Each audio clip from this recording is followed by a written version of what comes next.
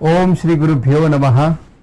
हर महीने के पहले शनिवार को होता है हमारा Q&A सेशन और यहाँ पे हम डिस्कस करते हैं क्वेश्चंस पर्टेनिंग टू वेदांता शास्त्र, भगवत गीता, अद्वैत वेदांता।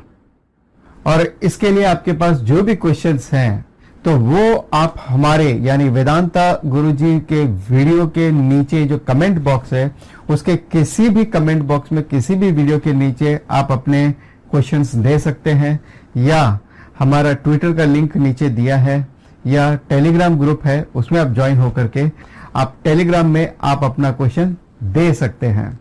एक इंपॉर्टेंट बात, आज के सेशन में आपको अगर कोई भी क्वेश्चन है, चाहे वो आपका खुद का हो सकता है, किसी और का हो सकता है, आपको जो क्वेश्चन बहुत इंस्पायरिंग लगता है उसके बारे में आप मुझे नीचे कमेंट में बताइएगा कि कौन सा क्वेश्चन है जो आपको सबसे बेस्ट लगा। इतने जो भी क्वेश्चंस हैं उनमें सबसे बेस्ट क्वेश्चन आपको कौन सा लगा है। So you tell me what is the best question of the day today. So आज का सेशन शुभारंभ करने से पहले प्रेयर करते हैं। ओम सहना भवतु सहनौ भुनक्तु सह वीर्यं करवावहै तेजस्विनावधीतमस्तु मा विद्विषावहै। ओम शांति शांति शांति ही। ओम। पहला क्वेश्चन है हमारा सत्यम सिंह जी का। मैं इनका क्वेश्चन पढ़ लेता हूं। If I understand Advaita Vedanta and understand Mahavakyas, is it necessary to meditate to attain self-realization or moksha? अगर मैं अद्वैत वेदांता को और महावाक्यस यानी तत्वमसी जैसे महावाक्य अहम ब्रह्मास्मि वगैरह, तो उस महावाक्य को यानी जो जीवेश्वर ऐक्यम को दर्शाता है उसको कहते हैं महावाक्य। तो अगर मैं अद्वैत वेदांता को और महावाक्य को समझ लेता हूं तो क्या मेरे लिए ये जरूरी है मेडिटेशन करना मोक्ष पाने के लिए? क्या मोक्ष पाने के लिए ध्यानम अनिवार्य है अगर मैं शास्त्रों को समझ लेता हूं तो भी? So it's not the understanding पर से। यहां पे केवल आपकी अंडरस्टैंडिंग है वही इंपॉर्टेंट नहीं है, मगर ये नॉलेज को ओन अप करना वो ज्यादा इंपॉर्टेंट है।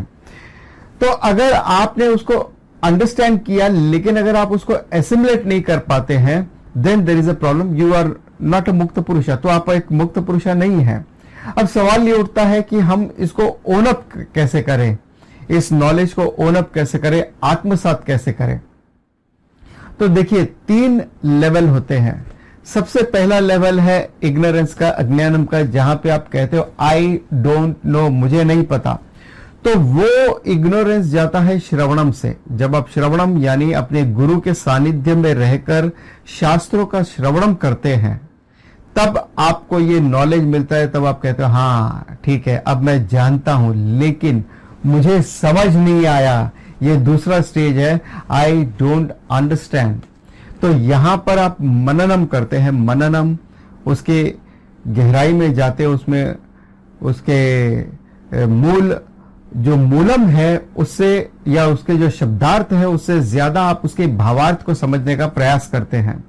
फिर आप कहते हो ओके, एकेडमिकली हम इसको कह सकते हैं कि यस, एकेडमिकली मैं शास्त्र को समझ सकता हूं, उसके बारे में बात कर सकता हूं वगैरह, लेकिन मैंने अब तक उसको आत्मसात नहीं कर पाया, अपने जीवन में उतार नहीं पाया पूरी तरह से। मैंने ये सुना है कि ब्रह्म सत्य है, मैं ब्रह्म हूं, मैं ये लिमिटेड बॉडी माइंड इंटेलेक्ट या मैं ये शरीर मन बुद्धि नहीं हूं, लेकिन मैं इस बात का एहसास नहीं कर पा रहा हूं। तो इसके लिए चाहिए निधिध्यासनम यानी कॉन्टेम्पलेशन यानी वेदांतिक मेडिटेशन। सो ये है थर्ड स्टेज, यहां पे होता है वेदांतिक मेडिटेशन। और मेडिटेशन का मूल पर्पस है अपने जो हैबिचुअल एरर है उसको निकालना। हैबिचुअल एरर जैसे मैं अपूर्ण हूं, मैं इस शरीर मन बुद्धि से बंधा हुआ हूं, ये इस तरह के जो थॉट्स है, इस तरह की जो विचारधारा है, जो कई सदियों से या कई जन्मों से चले आ रहे हैं, ये हैबिचुअल एरर है। इस एरर से, इस गलत फहमी से हमें बाहर निकलना, उसके लिए होता है मेडिटेशन। सो भले ही आपने ज्ञानम पा लिया, लेकिन अगर आपने मेडिटेशन नहीं किया तो वो थर्ड स्टेज का जो आपका आवरण है वो नहीं जाएगा। इसलिए ज्ञान योग्यता के लिए, ज्ञानम को एसिमुलेट करने के लिए, आत्मसात करने के लिए मेडिटेशन जरूरी होता है। हम यहां पर मेडिटेशन की जो बात कर रहे हैं वो वेदांतिक मेडिटेशन की बात कर रहे हैं, निधिध्यासनम की बात कर रहे हैं, जो आमतौर पे आज की तारीख में एक मेडिटेशन का बहुत बड़ा मार्केट है। आप आंख बंद करके कुछ भी करवा लो मेडिटेशन के नाम पे और सब बिकता है। So I am not talking about that kind of meditation, I am talking about निधिध्यासनम वेदांतिक मेडिटेशन। तो अब हम चलते हैं अपने दूसरे क्वेश्चन पे। दूसरा क्वेश्चन है उज्ज्वला जी का। उज्ज्वला जी कहते हैं, you have mention that we have to do shastra adhyayan to sharpen our बुद्धि। अपनी बुद्धि को तीव्र करने के लिए, तेज करने के लिए हमें शास्त्र अध्ययन करना चाहिए, वो भी सुबह उठ करके। Do we have to read granthas, shastras, Upanishads etcetera? और अगर हमें ग्रंथा, शास्त्र, उपनिषद वगैरह ये पढ़ना है, और अगर पढ़ना है तो उसकी शुरुआत कहां से करें हम? So Ujjwala ji, it is not mere reading of shastra but it is studying of shastra. Reading यानी आपने केवल ब्राउज कर लिया, रीड कर लिया, हाँ ठीक है, ये है, आपने चलो समझ लिया। ऐसे नहीं, स्टडी करना है गुरु के सानिध्य में रहकर। एक कॉम्पिटेंट गुरु, ऐसा गुरु जिसका अपना कोई गुरु है, यानी जिस गुरु ने गुरु शिष्य परंपरा में रह करके इस नॉलेज को हासिल किया है, भले उसने आत्मसात किया या नहीं किया, मगर सिस्टमेटिकली उसने इस नॉलेज को हासिल किया है विधिवत, और वो वेलवर्स है विथ रेफरेंस टू शास्त्रा, और वो उसे पता है कि कैसे कम्युनिकेट करना है। He is a qualified teacher, गुरु। उसके सानिध्य में रह करके, उनके अंडर में रह करके आपको शास्त्र का अध्ययन करना है। So it is not self study, यानी अपने आप से कोई बुक उठा लिया, चलिए आज ये बुक उठा ली, कल वो बुक उठा ली, आज मेरा मन करता है मैं अवधूत गीता सीखूं, आज आत्मबोधा सीखूं, आज विवेक चूड़ामणि सीखूं, आज मेरा मन कर रहा है मैं शुरुआत करूं उपनिषद से। ऐसा नहीं होता है। गुरु को पता है कौन सा टेक्स्ट लेना है, कब लेना है, किस स्टूडेंट के लिए क्या सही है, क्या नहीं है। सो गुरु नोज द राइट थिंग। और अगर आपके कुछ डाउट्स हैं तो आप कहां जाओगे? So you need a guru to answer your questions, your clarify your doubts. और स्टार्ट कहां से करें? Start from the basics. जैसे प्रकरण ग्रंथा, लाइक भज गोविंदम जो हमने शुरू किया, तो देयर वाज अ पर्पस, क्योंकि यहां पे हमसे जो जुड़े हुए वो ज्यादातर लोग जो हैं, वो कई लोग जो है वो पहली बार या नए हैं, जो कई जगह उन्होंने सुना होगा बिट्स एंड पीसेस में, लेकिन वो नए हैं। तो सबसे पहले हमने शुरुआत की भज गोविंदम से, which is a very good text to start with. उसके बाद में और भी कई प्रकरण ग्रंथ है, जैसे तत्वबोधा है, विवेक चूड़ामणि वगैरह है, तो वो भी हम करेंगे बाद में। उसके बाद में धीरे धीरे आप भगवत गीता पढ़ते हो, और फाइनली उपनिषद, और उसके आखिर में ब्रह्म सूत्र पढ़ते हो जो एनालिटिकल टेक्स्ट है। तो it's a very systematic way of study, और उसका पूरा प्रोसीजर होता है। लेकिन आपके गुरु को डिसाइड करने दो कि वो आपको क्या पढ़ाना चाहते हैं। आप अपने गुरु को मत बोलिए कि आप मुझे ये पढ़ाइए। इट्स लाइक सेइंग, आप डॉक्टर के पास जाते हैं और आप उनसे कहते हो, डॉक्टर आप मुझे फला फला दवा दे दो, बस मुझे तो वही काम करती है, मुझे वही चाहिए बस, और कोई दवा नहीं। मैंने सुना है कि फला फला व्यक्ति को फला फला बीमारी थी, इसलिए उसने वो मेडिसिन ली, उसका ठीक हो गया, इसलिए मुझे वही दवा दीजिए, मेरे दोस्त ने जो ली है वही। It doesn't work that way. चलिए अब हम चलते अपने थर्ड क्वेश्चन पे। और ये थर्ड क्वेश्चन है उज्ज्वला जी का। Sir, I attend sadhana lectures because I like to listen to them and मैं, उज्ज्वला जी कहती है कि मैं आपका साधना का सेशन अटेंड करती हूँ। ये जो साधना का सेशन होता है ये हर गुरुवार को शाम को 7:30 बजे होता है, ओनली ऑन जूम।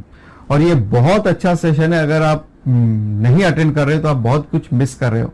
तो यहाँ साधना में इट्स अ डिस्कशन, हम यहाँ पे एक टॉपिक लेते हैं, डिस्कस करते हैं ताकि हम अपने आप को डेवलप कर सके, ज्ञान योग्यता हासिल कर सके या अपने आप को अध्यात्म में आगे बढ़ा सके, प्रिपेयर कर सके, उसलिए होती है ये साधना।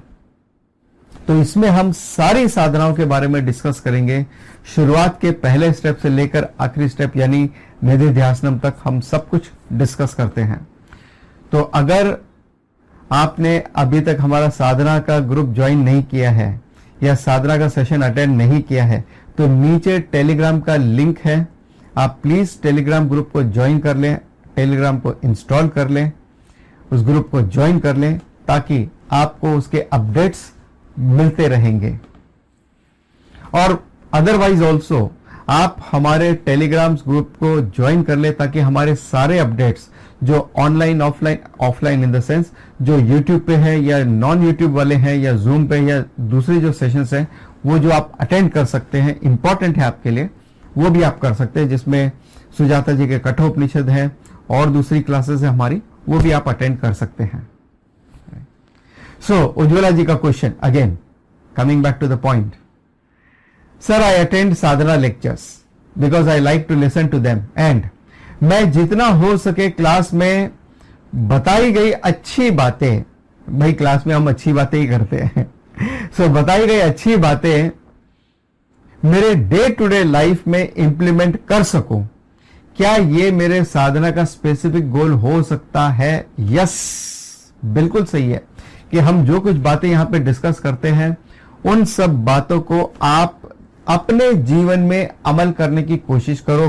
But be aware of one thing, अगर आप वो न कर सको, क्योंकि हमारे सेशन तो हर हफ्ते होते हैं और हर हफ्ते कई बातें हम डिस्कस करते हैं, लेकिन अगर ऐसा कोई जरूरी नहीं कि आप हर बात को इंप्लीमेंट कर सको, उसमें से जो बात आप इंप्लीमेंट कर सको ठीक है, जो नहीं कर सको तो उसके लिए गिल्ट में जाने की जरूरत नहीं है। जितनी अपनी श्रद्धा कैपेसिटी उतना आप करो, but don't ever feel guilty कि मैं ये साधना नहीं कर सकी और उसकी ग्लानि में न जाए कृपया। Right, guilt is the biggest problem in spiritual path, so please avoid the guilt. Right, so चौथे क्वेश्चन की तरफ जाते हम। तो ये है अर्चना जी का क्वेश्चन, सब में हमें ब्रह्मन को देखना है और उपाधि के बिना हम वो देख नहीं सकते। सारा जगत मिथ्या है, मतलब सारे उपाधि मिथ्या है। ब्रह्मन हमारे ज्ञानेंद्रियों से परे है, तो क्या ये विरोधाभास में हम ब्रह्मन को जान पाते हैं? अगर जान पाते हैं तो कैसे जान पाएंगे? सब में हमें ब्रह्मन को देखना है और उपाधि के बिना हम वो देख नहीं सकते। भाई सब में ब्रह्मन को देखना है तो कैसे देखोगे आप? बाइस्कोप लगा के देखोगे या अपने इंद्रियों से देखोगे, आंखों से देखोगे? नहीं, इट इज कॉग्निटिव अंडरस्टैंडिंग, यानी आप बौद्धिक स्तर पे इस बात को समझते हैं। इट इज नॉट बाय इंद्रिया, आपके इंद्रियों से आप कभी भी ब्रह्म को देख नहीं सकते, क्योंकि इंद्रियों में जो चेतना का स्रोत है वो ब्रह्मन है। तो जो इसका सोर्स ही है उस सोर्स को आप कभी नहीं देख पाओगे। It is not possible. हाँ, सेंसेस के लिए, देखने के लिए आपको उपाधि की जरूरत है, because every object has the उपाधि, इसलिए आप उसको देख पाते अपनी गोलका से। ये गोलका है, लेकिन सेंस सेंटर्स जो है वो माइंड में है। तो आप अपने इंद्रियों से ये देख पाते हो जो ऑब्जेक्ट है, क्योंकि उसमें प्रॉपर्टीज है, ये इतना मोटा है, इतना चौड़ा है, इतना लंबा है, इतना कलर है, वगैरह वगैरह, इसलिए आप उसके रंग और रूप को देख पाते हैं, क्योंकि उसमें उपाधि है। लेकिन ब्रह्मन में कोई उपाधि नहीं है। जैसे कुछ लोग ऐसा मानते हैं कि विश्व रूप दर्शन का मतलब है कि कोई बहुत बड़ा फॉर्म ऐसा है जिसको हम देखते हैं। ऐसा नहीं है। It is cognitive understanding that everything is Brahman. यहां जो कुछ भी है वो केवल और केवल ब्रह्मन ही है और ब्रह्मन के अलावा और कुछ भी नहीं है। It is a cognitive understanding, it is an awareness that Brahman is everything everywhere. यहां जो कुछ भी है वो केवल ब्रह्म है। हर वस्तु में, हर व्यक्ति में ब्रह्म है, ऐसा नहीं है। हम ऐसा नहीं कहते, ये इरोनियस अंडरस्टैंडिंग है। हम कहते हैं हर वस्तु ब्रह्म है। ये भगवद गीता या वेदांता का विजन है। So it is not the eyes you need to see, it is the eye of wisdom. वो ज्ञान चक्षु आपको चाहिए ब्रह्म को जानने के लिए, समझने के लिए, उसको आत्मसात करने के लिए। सो इन शॉर्ट, आप जो है वो देखते हैं that this is Satyam, the आत्मन और ब्रह्मन इज सत्यम, और ये जो जगत है वो मिथ्या है। जिस तरह से आप ये समझते हैं कि ये जो पॉट है, ये पॉट वास्तव में क्ले है, क्ले सत्यम है, पॉट मिथ्या है, तो ये ज्ञान चक्षु है। व्यवहार जगत के हिसाब से आप कहते हो ये पॉट है, नो डाउट, लेकिन आध्यात्मिक दृष्टिकोण से ये क्ले है। उसी तरह से व्यवहार दृष्टिकोण से आप कहते हो ये जगत है, ठीक है, लेकिन वास्तविकता में यहां जो कुछ भी है वो केवल और केवल ब्रह्म ही है और उसके अलावा और कुछ नहीं है। हमारा 5वां क्वेश्चन है शुभा जी का। इट इज सेड, मैं उनका पूरा क्वेश्चन पढ़ता हूं, यहां पे छोटा क्वेश्चन, उसका शॉर्ट फॉर्म दिया है, कंटेंट्स दिया है यहां पे। It is said that varna system is not by birth but according to one's guna. ये कहा जाता है शास्त्रों में कि जो वर्ण सिस्टम है, यानी ब्राह्मणा, क्षत्रिय, वैश्य, शूद्र, ये जो वर्ण सिस्टम है ये जातितः नहीं होता, यानी बर्थ के अनुसार नहीं होता, लेकिन गुणतः होता है, गुण के अनुसार होता है। सो इसलिए इन दिस कलयुगा, इस कलयुग में how and at what age can we decide to which varna the person belongs to. तो इस कलयुग में हम ये कैसे डिसाइड करें कि जो व्यक्ति है वो किस वर्ण से बिलोंग करता है।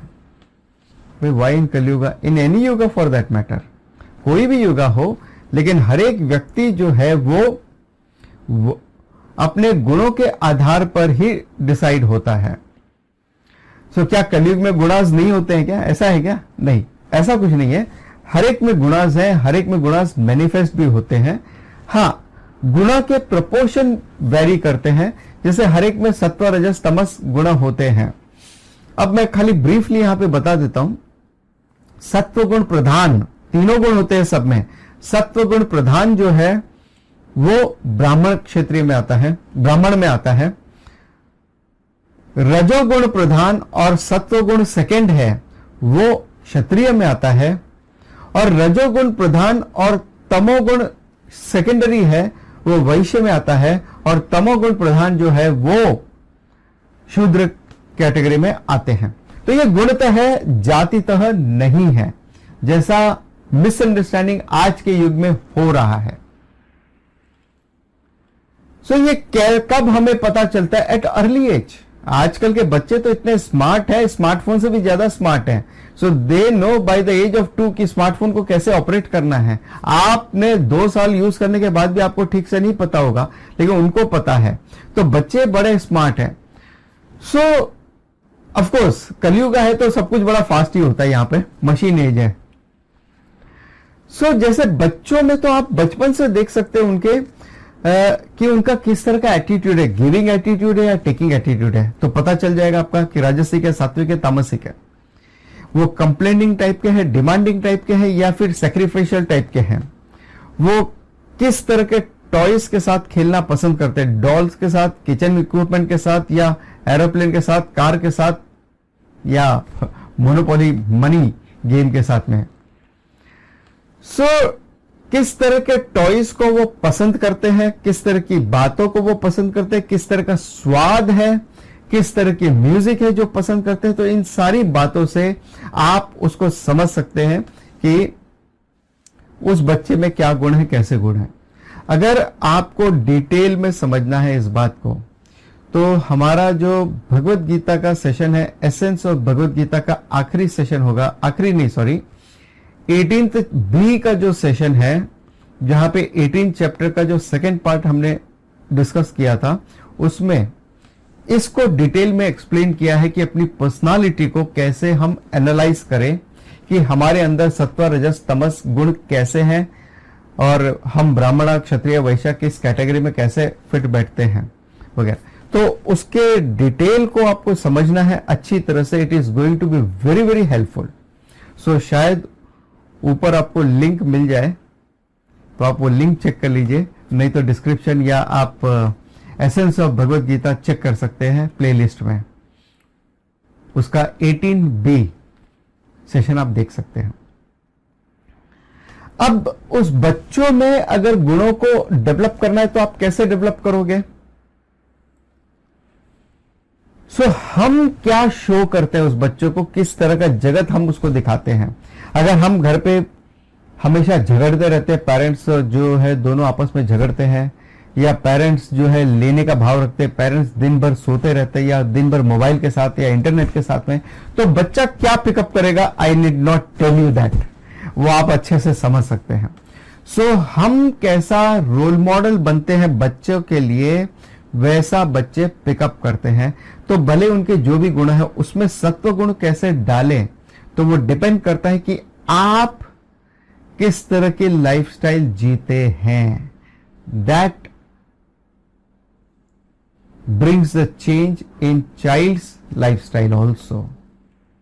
तो जैसा आप करोगे वैसा बच्चा भी अनुसरण करेगा उसका। तो अब हम चलते हैं अपने छठे क्वेश्चन पे। शुभा जी का ही क्वेश्चन है ये। If we say there is no place to reach like Vaikuntha and all, Brahman is all pervading, then are the stories given in Puranas and Itihasa like Mahabharata, Ramayana, Dashaavatar etc. are all false? अगर हम कहते हैं कि वैकुंठ जैसी कोई जगह नहीं है और ब्रह्मन ऑल परवेसिव है, then are the stories, यानी जो हमारे पुराणास में, इतिहासा में, जैसे रामायण महाभारत में जो स्टोरीज दी गई है, क्या वो दशावतार जैसी स्टोरीज है, अमृत मंथन है वगैरह कई स्टोरीज दी गई है, तो क्या वो गलत है? देखिए, ये जो आपका मानना है कि there is no place to reach like Vaikuntha, we never said that there is no place, there is no geographical place. We said कि ऐसा कोई स्थानम नहीं है कि आप ट्रेन पकड़ को वहां पे पहुंच जाओगे, ऐसा कुछ नहीं है वहां। हमने कभी ये नहीं कहा कि ऐसा कोई जियोग्राफिकल प्लेस है जहां पे आपको पहुंचना है, पहली बात। दूसरी बात, of course you can reach with your पुण्य कर्मा, आप अपने पुण्य कर्मा से वहां तक जा सकते हैं, और बहुत ज्यादा पुण्य कर्मा लगता है उसके लिए, और बहुत ज्यादा पुण्य करोगे तो आप स्वर्ग को भोग कर वापस आओगे। और अगर उससे भी ज्यादा कुछ किया, बहुत ही ज्यादा किया, तो हो सकता है आप वहां पे कहीं देवी देवता का पद भी पा सको। तो क्या ये स्टोरीज और जो है फॉल्स है? Not false, but part of this mithya jagat, that you have to understand. Even the Swarga loka, ब्रह्म लोका, पाताल लोका, मृत्यु लोका, ये सारे यानी 7 अप और 7 डाउन जितने भी हैं, ये सब जो है ये पूरा मिथ्या जगत है। ब्रह्म सत्यम है और ब्रह्म ऑल परवेजिव है। फॉर एग्जाम्पल, इस पॉट में क्ले एग्जिस्ट करता है, उस क्ले को जानने के लिए आपको पॉट को ब्रेक करने की जरूरत नहीं है। You can still enjoy the pot. आप इस पॉट में घड़े में पानी भर सकते हो, लिक्विड भर सकते हो, आप इसमें कुछ डाल सकते हो, यूज कर सकते हो, no problem. At the same time you understand, आप ये समझते हो कि ये पॉट नहीं, ये क्ले है। वास्तविकता में पॉट केवल नाम रूपा है, एक व्यवहारा नाम दिया है क्योंकि इसके व्यवहारा है, एक ट्रांजैक्शन होता है इसके साथ में, इसलिए इसको एक नाम दिया गया है। इसका व्यवहार जगत में एक पर्टिकुलर यूज है, उपयोग है। और ये जो पुराणास में जो भी स्टोरीज दी गई हैं, खासतौर पे पुराना की अगर मैं बात करूं, देखिए itihas are not a story, itihas is itihas, it is a history, we don't call it story. Story का एक पर्पस है जो पुराणों में जो दिया गया है, उसमें कुछ बढ़ा चढ़ाकर, जैसे टीवी सीरियल होते हैं ना, कुछ बढ़ा चढ़ा के जो सत्य घटनाओं पर आधारित भी है, तो लिखा रहता है सत्य घटनाओं पर आधारित है, लेकिन इसका डायरेक्टली किसी घटना से कोई संबंध नहीं है, किसी कैरेक्टर से कोई संबंध नहीं है, राइट। उसी तरह से ये जो पुराणास है ये सत्य घटनाओं पर आधारित है और उनका पर्पस है to convey the right message, या वैल्यूज है, धर्म है, कोई पॉइंट है जो कम्युनिकेट करना है, वो करते हैं। दूसरी बात, जो सटल बातें हैं, सूक्ष्म रूप है, उसको ग्रॉसिफाई करके बताया गया है। जैसे फॉर एग्जाम्पल आप पंचतंत्र की स्टोरीज और पढ़ते हैं वगैरह, तो वहां पे आप देखते हो जानवर भी बात करते हैं, एनिमल्स भी बात करते हैं। सो ये जो है ये एक ग्रॉसिफाई किया, एक पर्सोनिफाई किया है। तो उसी तरह से स्वर्ग वगैरह और जो है एक ग्रॉसिफाई रूप में, क्योंकि उस फॉर्म को आप समझ सकते हैं, उस अनुभव को आप जानते हैं, जो स्वर्ग का अनुभव है वो आपको पता नहीं है कैसा क्या है। लेकिन जब हम कहते हैं कि वैकुंठ और जाने का प्रयास न करो क्योंकि it is just waste of time और it is a path of return, वहां जाकर के आपको वापस आना पड़ेगा। सो अब हम चलते अपने नेक्स्ट क्वेश्चन पे, क्वेश्चन 7। तो ये है शुभा जी का question. It is said that if we accumulate more punya we can attain status of devata, but where is this Swargaloka. तो भाई ये अगर हम पुण्य कर्मा करेंगे तो हमें देवता का स्टेटस भी प्राप्त हो सकता है। तो ये देवता जहां रहते हैं वो स्वर्गलोका है कहां आखिर में। तो भाई देखिए, जो स्वर्ग है उसका कोई ग्रॉस या जियोग्राफिकल प्लेस नहीं है, ये एक सूक्ष्म रूप से है। ये आपके मानसिक स्तर पे आप समझ लीजिए, जैसे आप रोजमर्रा के जीवन में एक, भले ही आप कितने भी अच्छे एनवायरनमेंट में क्यों ना रहे, लेकिन आप अनुभव करते हैं अपने जीवन में अप्स एंड डाउन्स को। तो जब वो डाउनफॉल होता है उसको हम नरक की स्थिति कह सकते हैं। और वैसे ही जब आप कोई नाइटमेयर देखते हैं तो वो नरक की स्थिति हो सकती है। और उसी तरह का कुछ एक्सपीरियंस होता है मरने के बाद भी। जब डेथ होती है तो उसके बाद में ये सूक्ष्म और कारण शरीर कहां रहते हैं, वो अपने अनमैनिफेस्ट फॉर्म में जहां पर भी रहते हैं, तो वहां पे वो इस तरह का अनुभव करते हैं because of their own past karma whatever they have done it. So ये सूक्ष्म रूप से होता है स्वर्ग, उसमें आपके सूक्ष्म शरीर होते हैं। ये कोई जैसे ग्रॉस बॉडी वहां पे है वैसा वहां पर नहीं होता है। लेकिन जो पीड़ा है, क्योंकि मानसिक पीड़ा इज ऑल्सो पीड़ा, तो वो जो पीड़ा है वो पीड़ा आपको रहती है। And there are gradation of swarga. ऐसा नहीं है कि मृत्यु लोक से बाहर निकले तो सीधा स्वर्ग ही है। स्वर्ग में भी अलग अलग ग्रेडेशन है जो तैत्तिरीय उपनिषद में बताते हैं वहां पे। I am not going into that detail now because that's not the subject matter here. So उसमें अलग अलग ग्रेडेशन है। गंधर्व लोका से लेकर के ब्रह्म लोका तक के अलग अलग ग्रेडेशन है। 7 अप जिसको कहते हैं और 7 डाउन, यानी नीचे पाताल लोक में भी अगर आप देखो तो 7 डाउन है। So swarga is nothing but a place और we can say state of experience. वो आपके एक अनुभव की स्थिति है जहां पे आप सुख के अनुभव अनुभूति करते हैं, और नरक का यानी जहां पे आप दुख का, पेन का, स्ट्रेस का अनुभव करते हैं, वो नरक की स्थिति है। In fact swarga, good that you have mention the word swarga here, क्योंकि स्वर्गा और हेवन में फर्क है। We don't call it heaven. Heaven जो उनका कॉन्सेप्ट है क्रिश्चियनिटी में, वो अलग है, स्वर्गा के कॉन्सेप्ट से बिल्कुल अलग है। स्वर्ग जो आपको मिलता है वो आपके पुण्य कर्मों का भोग है जो आपको भोगना पड़ता है, और जो हेवन है it's like with the god, you meet with the god, और एक स्थानम है जहां पे आप जाते हो। स्वर्ग जो है that is a path of return, जहां पे आप एंजॉय करके भोग कर आपको वापस आना पड़ेगा। लेकिन जो हेवन है they consider that as a final destination. Heaven को वो अपना एक अबोर्ड मानते हैं, फाइनल अबोर्ड मानते हैं कि उसके बाद में पाथ ऑफ नो रिटर्न है। सो और भी कई डिफरेंसेस है। सो वी डोंट कॉल स्वर्गा एज हेवन और हेवन एज स्वर्गा। अगर ट्रांसलेशन भी करना है तो प्लीज यहां पर स्वर्गा को स्वर्गा के रूप में ही रहने दो, because you have to understand swarga as swarga only, right. Otherwise there are lot of mistakes या कंफ्यूजन हो जाते हैं फिलॉसफी में, क्योंकि जब हम अपने जो नॉर्मल वर्ड्स है उसको हम कन्वर्ट करते हैं इंग्लिश में, तो उसके इंग्लिश का मीनिंग आ जाता है साथ में। तो इंग्लिश का मीनिंग आने से हम यहां पर अपनी फिलॉसफी को समझने में कंफ्यूज हो जाते हैं। So we have to be very very careful कि हम कौन सा वर्ड यूज करते, किस लिए यूज करते, करना चाहिए या नहीं करना चाहिए। You have to be very careful.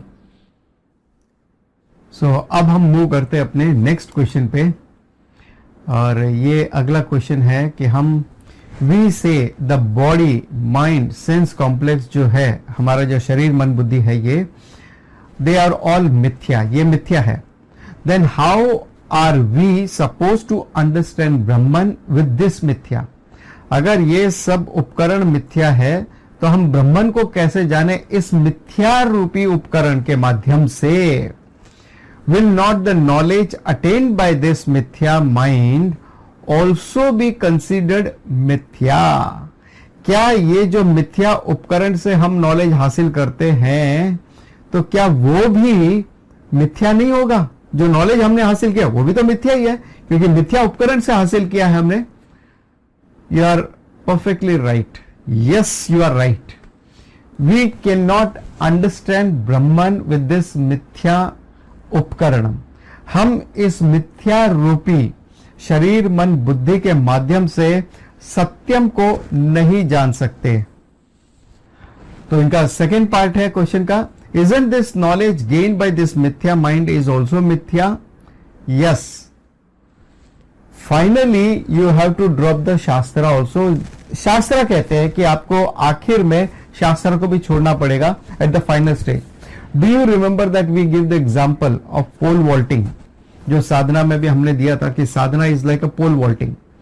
Pole vaulting में एक पर्सन है जो पोल को लेकर के दौड़ता है और उस पोल की मदद से अपने आप को वो रेस करता है उस बार की हाइट के ऊपर तक। उसके बाद वो पोल छोड़ देता है and then he crosses the bar. उसी तरह से ये जो शरीर मन बुद्धि है ये वो पोल की तरह है। आपको इस शरीर मन बुद्धि का उपयोग करना है अपने आप को रेस करने के लिए, उस बार तक पहुंचने के लिए। लेकिन जब आखिरी समय आता है उस बार को क्रॉस करने का, उस समय इस शरीर मन बुद्धि को भी ड्रॉप कर देना होता है, इस वेदांत शास्त्र को भी ड्रॉप कर देना होता है उस समय पर। सो अभी पर्पस क्या है यहां पर इस शास्त्र अध्ययन का, ये शरीर मन बुद्धि का जो हम यूज करते हैं यहां पे या जो साधना करते हैं उसका पर्पस क्या है? So we are just negating mithya. हम यहां पर मिथ्या को निगेट कर रहे हैं। कैसे? बाय सीइंग नेति नेति, ये नहीं ये नहीं, यानी ये शरीर मन बुद्धि क्या है? मिथ्या है। ये सत्यम है क्या? नहीं है। ये जगत सत्यम है क्या? नहीं। ये टाइम सत्यम है क्या? नहीं है। ये स्पेस कॉजेशन सत्यम है क्या? नहीं है। तो सत्यम क्या है? सो एक एक करके हम सब निगेट करते जाते हैं। जो रह जाता है वो सत्यम है, वो ब्रह्मन है। इट्स लाइक आप किसी रूम में जाते हो, वो भरा हुआ है, आप कहते हो कि सब हटा दो, और वो बंदा जो है वो आपका सारा सामान जो है वहां से हटा देता है, पूरा रूम जो है खाली कर देता है। फिर आप पूछते हो उसको कि क्या उस रूम में क्या है अभी, तो वो कहेगा उस रूम में कुछ नहीं है। But that's wrong. उस रूम में स्पेस है। स्पेस इज द मीडियम जिसके अंतर्गत बाकी के 4 एलिमेंट जो है, तत्व जो है, वो एग्जिस्ट करते हैं स्पेस में। ठीक उसी तरह से Brahman is like that space. Brahman is much beyond the space because space also exist in Brahman only. तो स्पेस भी जो है ब्रह्मन में ही एग्जिस्ट करता है। सो ब्रह्मन उस स्पेस की तरह है जहां पे बाकी सब आपके एग्जिस्ट करते हैं। जो एक एक करके आप सबको निगेट कर देते हैं, जो रह जाता है, आप ये नहीं कह सकते कुछ नहीं। सो जो कहते हैं ना शून्यवादी, वो कहते हैं कुछ नहीं, लेकिन इट इज नॉट कुछ नहीं, it is everything. The totality is Brahman and that is there. So अब इसका पर्पस क्या है मुख्य रूप से? जिस तरह से ड्रीम अवस्था में आप कितना भी नॉलेज हासिल कर लो, आप कुछ भी देख लो, वो आखिर तो ड्रीम का ही हिस्सा होता है। लेकिन अगर अचानक ड्रीम में कोई शेर आपके ऊपर जंप करता है, it has the capacity to wake you up. उसके पास में उतनी कैपेसिटी है कि वो आपको जगा सकता है।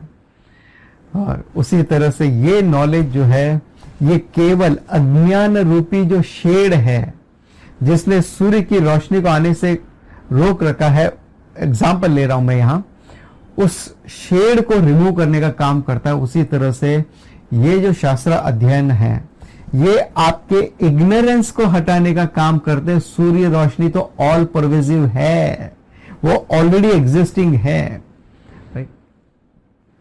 So how this Shastra, how this Mithya body mind sense complex helps you? By removing the shade and bringing the sunlight. So ऐसा नहीं है कि आप मेहनत करके सनलाइट को अपने तक लाओगे, ऐसा नहीं है। आप केवल जो आपके और सूर्य प्रकाश के बीच में जो ऑब्स्टिकल्स है, उस ऑब्स्टिकल को रिमूव करते हैं। उसी तरह से आप और ब्रह्मन के बीच में अज्ञान रूपी जो ऑब्स्टिकल है, आप उसको रिमूव करते हैं। इट इज नेति नेति प्रक्रिया। सो अब हम चलते अपने अगले क्वेश्चन पे।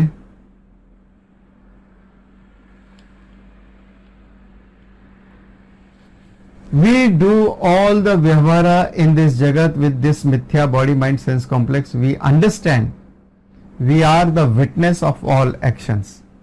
This body mind sense complex is just upadhi through which we do our actions. Is this understanding correct?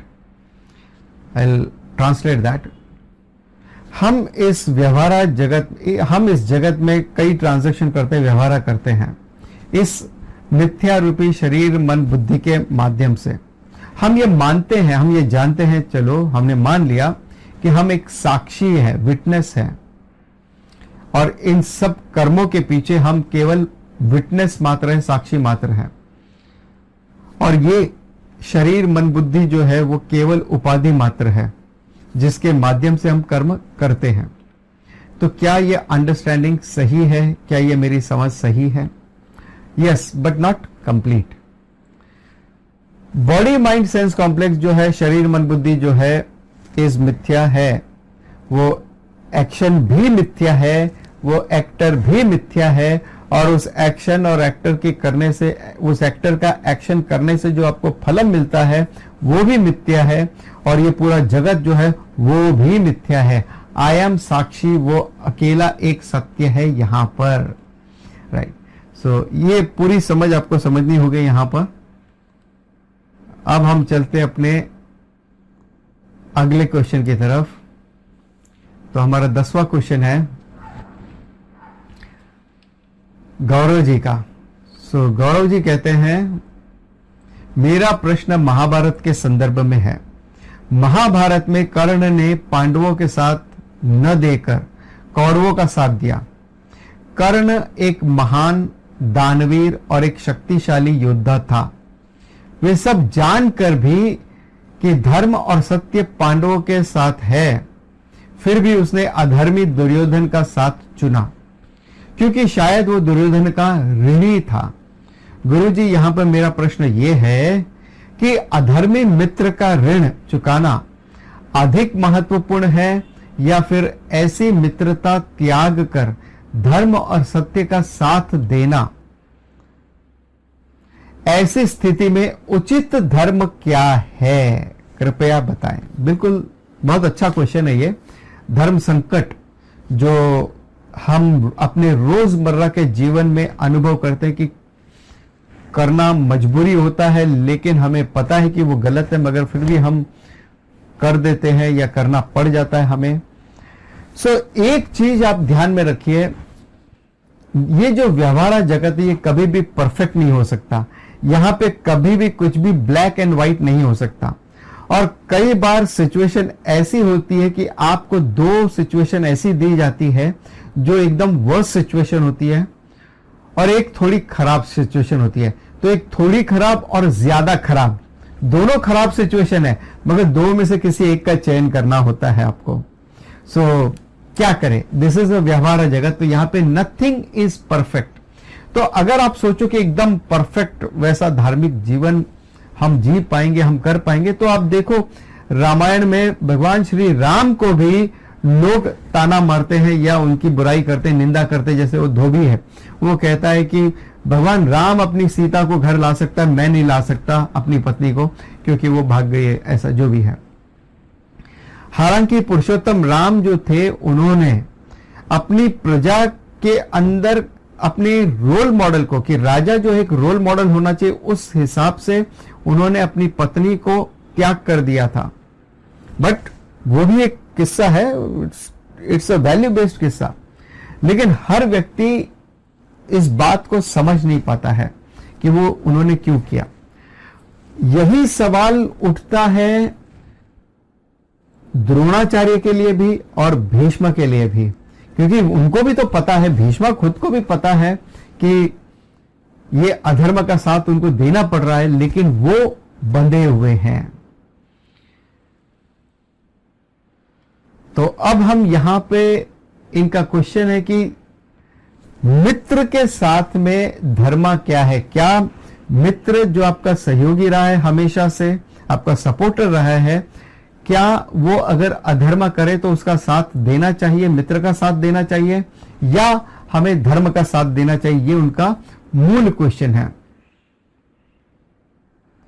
देखिए, जब करना को जरूरत थी उस समय किसी ने भी उसका सपोर्ट नहीं किया, इंक्लूडिंग द्रोणाचार्य ने भी उनसे कहा कि तुम सूत पुत्र हो, इसलिए अर्जुन के साथ में युद्ध नहीं कर सकते।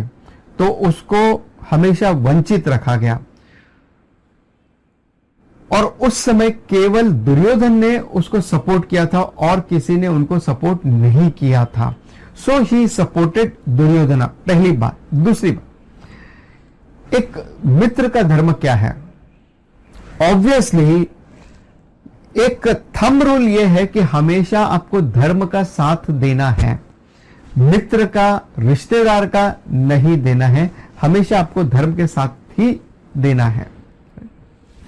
जैसे एक मूवी थी ओम जय जगदीश, तो उस मूवी में अभिषेक बच्चन जो होते हैं वो अपनी मित्र की मदद करते हैं by hacking the question paper, लेकिन वो खुद के लिए यूज नहीं करते, लेकिन अपने दोस्तों की मदद करने के लिए उसको वो फोर्स करते हैं। He is a very good hacker. तो वो हैक करते हैं, हैक करके वो क्वेश्चन निकालते हैं, बाद में वो पकड़े जाते हैं, then is punished for that.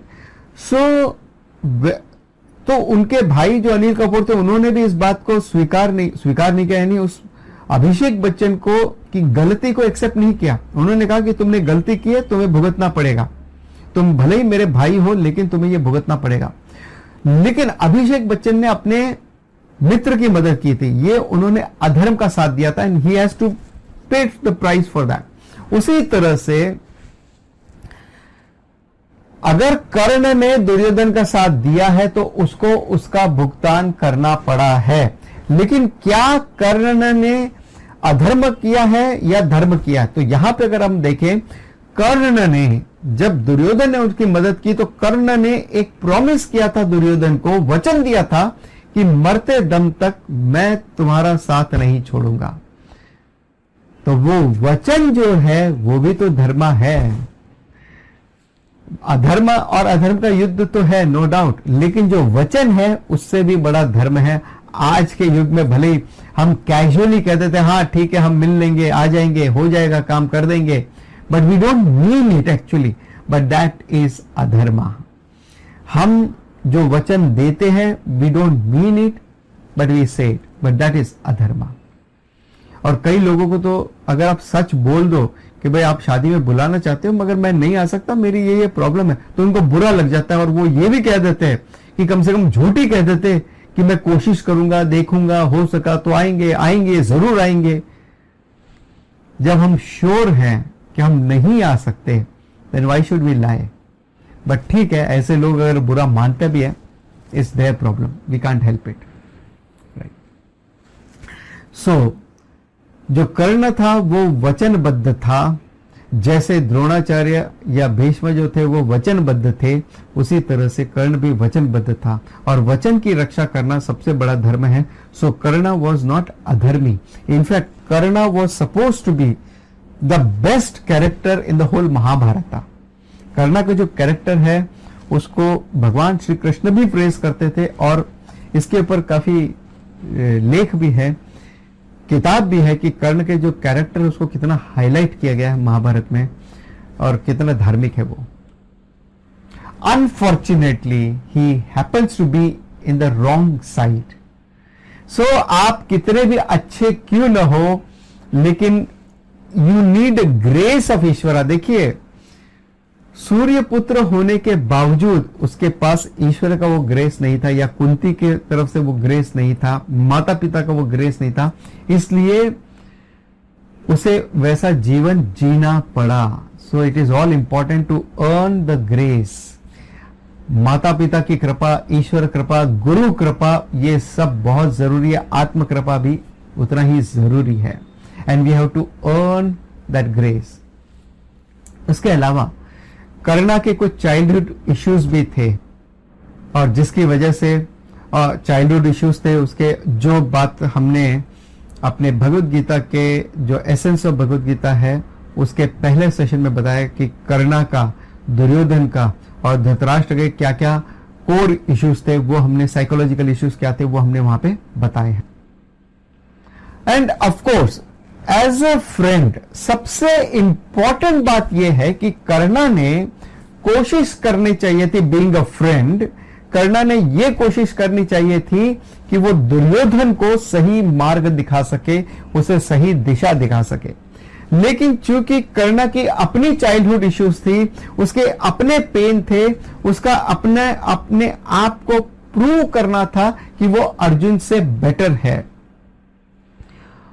और उसे वो अपना स्टेटस हासिल करना था। उसका गुस्सा था पांडवों के प्रति, खासतौर पे अर्जुन के प्रति, द्रोणाचार्य के प्रति भी था, खैर वो अलग बात है। और वो क्षत्रिय नेचर का था तो वो शांत तो नहीं बैठ सकता, चलो यार जाने दो, धर्म का साथ नहीं देंगे, धर्म का साथ भी नहीं देना है, अधर्म का नहीं है, हम घर पे बैठते हैं। तो बीइंग क्षत्रिय वो शांत भी नहीं बैठ सकता था। He has to fight that war also and wanted to prove himself better than Arjuna, so he has to fight that. And मुख्य बात है एक कि वो वचनबद्ध है, दूसरा कि वो दुर्योधना का ब्रेन वॉश नहीं कर सकता या उसका हृदय परिवर्तन नहीं कर सकता था, क्योंकि इट वॉज नॉट पॉसिबल। वो दुर्योधना की अपनी प्रॉब्लम्स थी। सो ये सारे कुछ इश्यूज रहे हैं, इसलिए कर्ण ने जो किया, उस स्थिति में जो किया वो कर्ण के पॉइंट ऑफ व्यू से सही था। लेकिन अगर आप पूछते हो कि एक मित्र का क्या धर्म है, तो मित्र ने हमेशा धर्म का साथ देना चाहिए, मित्र का नहीं। वो कितना ही घनिष्ठ मित्र हो, आपके हस्बैंड वाइफ ही क्यों ना हो, बच्चे ही क्यों ना हो, लेकिन अगर आपका बच्चा कोई बहुत बड़ी गलती करता है, रेप और ऐसा कुछ किया, तो आपका कर्तव्य बनता है कि आप उसे सजा दें या सजा दिलवाएं। So that is your duty actually. That is dharma. We will move on to the next question now. Rohit का ये क्वेश्चन है, as in the Shastra it is written that every living being is an amsha of Brahman. Then I want to know that is there any supreme lord of ours to which I can pray, or any lord beyond this world who can fulfill my desires? Yes, आप ईश्वर की आराधना कर सकते हो अपनी desires को fulfil करने के लिए भी, और भगवत गीता में भी कहा कि यो यो याम याम, जो जो जिस जिस उद्देश्य से मेरी आराधना करता है, पूजा करता है, उसका वो वैसा वैसा उद्देश्य सात्विक राजसिक तामसिक जैसा भी है वो फलित होता है। सो भाई अगर आप इंफिनिटी मांग सकते हैं तो then why do you want to compromise with a smaller thing, perishable thing? अपनी वर्ल्डली डिजायर्स को पूरा करने के लिए आप क्यों भगवान का इस्तेमाल कर रहे हो अननेसेसरली, जब आप उनसे इंफिनिटी मांग सकते हैं, आप उनसे मोक्षा मांग सकते हो या मोक्षा की प्राप्ति की कामना कर सकते हैं। तो सो इनका क्वेश्चन है, as in the shastra it is written that every living being is an ansha of Brahman, it is a wrong understanding, please correct it. Advaita Vedanta ऐसा नहीं कहता कि हम सब अंश हैं। जैसे आप ये नहीं कह सकते ये पॉट क्ले का अंश है, क्ले से अलग हुआ नहीं। Pot is nothing but clay only, but clay is not pot. Pot is clay, clay is not pot. Understand that. A is B, B is not A, right? So, उसी तरह से ये ब्रह्मन ही है जो मैनिफेस्ट होता है पूरे जगत में सभी जीवों के रूप में। ऐसा नहीं कि ब्रह्मन से कुछ एक स्पार्क निकल के आगे एक ज्योति है जो टोटल बड़ी आग है, अग्नि है, उसमें से एक छोटी सी दीप जैसी ज्योति निकल के आ गई, अपना काम किया और काम करके पुनः जाके उस बड़ी फ्लेम में मिल गई। ऐसा बिल्कुल नहीं है। What it means is जो फायर ज्योति निकल के आई वो भी फायर है और ये बड़ी जो फ्लेम है वो भी फायर है, दोनों फायर है, and that remains fire always. It is non-separable. आप उसको सेपरेट नहीं कर सकते। So it is not Ansha जो बाहर आ गया। There is no separateness, there is no otherness, there is no द्वैतम भाव। अंशा indicates separateness, तो यहां पे separateness, otherness नहीं है। जैसे pot is never separated from clay. It was clay, it is clay, it will remain clay only. Similarly, Jagat is nothing but Brahman. Every living being is nothing but Brahman only. Brahman manifest. ब्रह्मन जो है उस जगत के रूप में, जीवों के रूप में मैनिफेस्ट होता है, व्यक्त होता है। अगर आप ब्रह्मन को जगत कारणम मानते हो देन वी कॉल इट ईश्वरा। ईश्वरा इज द जगत कारणम। सो ईश्वरा क्या है? ईश्वरा is nothing but Brahman only, but from the worldly point of view अगर हम कहते हैं वर्ल्ड एग्जिस्ट करता है, जगत है, जगत कारणम अगर है तो वो ईश्वरा, क्योंकि ब्रह्मन में कोई उपाधि नहीं है, कोई एट्रीब्यूट्स नहीं है उसमें। सो आप ईश्वर की आराधना कर सकते हैं, वो किसी भी फॉर्म में, सगुण उपासना आप कर सकते हो किसी भी फॉर्म में, फिर वो चाहे गणेश है, हनुमान जी है, शंकर जी है, या आपके इष्ट देवता है जो आपके कुल देवता है या आपके परिवार में जो मानते हैं, आप उनको फॉलो कीजिए क्योंकि ऑलरेडी वो स्टैब्लिश्ड फेथ है आपके इसमें। So that is the best thing. और अगर कोई हिंदू नहीं है, कोई कहता भाई मैं तो क्रिश्चियन हूं तो मैं किसको मानूं, तो आप क्राइस्ट को मानिए, नो प्रॉब्लम एट ऑल। आप जिस किसी पर भी आपकी श्रद्धा है, आस्था है, जो कोई भी आपके रिलीजन के हिसाब से, आपके कस्टम के हिसाब से जो कोई भी आपके इष्ट देवता है, आप उनकी आराधना करें। एंड ऑफ कोर्स ये आराधना करने से आपको ग्रेस मिलता है, कृपा मिलती है। सो यू गेन कृपा। So here we conclude our today's Q&A sessions. और अगर आपको इस क्वेश्चन एंड आंसर में पार्ट लेना है या आपके क्वेश्चंस भेजने हैं तो हमारे किसी भी वीडियो के नीचे यानी वेदांता गुरुजी के किसी भी वीडियो के नीचे जो कमेंट सेक्शन है उसमें आप अपने क्वेश्चंस डाल सकते हैं। इसके अलावा टेलीग्राम का लिंक नीचे दिया है, आप टेलीग्राम ग्रुप ज्वाइन करके आप वहां अपने क्वेश्चन डाल सकते हैं। और उसी तरह ट्विटर का लिंक भी दिया है, आप हमारे ट्विटर को फॉलो कर सकते हैं, वहां पे आप अपने क्वेश्चंस डाल सकते हैं। So it is up to you and best is कभी भी कोई भी वीडियो अगर आप देख रहे हो किसी भी वीडियो के नीचे आप डाल दीजिए, बस सिर्फ इतना कीजिए #Q&A डाल दीजिए ताकि मुझे भी पता चले कि आपको ये क्वेश्चन का आंसर जो है वो यहाँ लाइव सेशन में चाहिए। अदरवाइज टेक्स्ट में भी हम आंसर कर सकते हैं, जब आप कमेंट करोगे तो उसका भी आंसर दे देते हैं, मगर वो फिर बहुत ब्रीफ होता है क्योंकि वहां पे अपनी लिमिटेशंस होती है, यहाँ पे हम अच्छे से एक्सप्लेन कर पाते हैं। और अगर अब तक आपने इस चैनल को सब्सक्राइब नहीं किया तो सब्सक्राइब कर ले, लाइक कर ले, क्योंकि आप भावनाओं में बह कर के लाइक और शेयर करना भूल जाते हैं, तो प्लीज उसको लाइक करें, दूसरों के साथ शेयर करें। और इस क्वेश्चन आंसर सेशन में आपको सबसे इंस्पायरिंग क्वेश्चन, सबसे वैल्यूएबल क्वेश्चन आपके लिए आपको कौन सा लगा तो नीचे कमेंट बॉक्स में हमें जरूर बताइएगा। ओम तत्सत। तो इसी के साथ हम कंक्लूड करते हैं आज का ये सेशन विद द प्रेयर। ओम पूर्णमदः पूर्णमिदं पूर्णात् पूर्णमुदच्यते पूर्णस्य पूर्णमादाय पूर्णमेवावशिष्यते। ओम शांति शांति शांति। ओम तत्सत।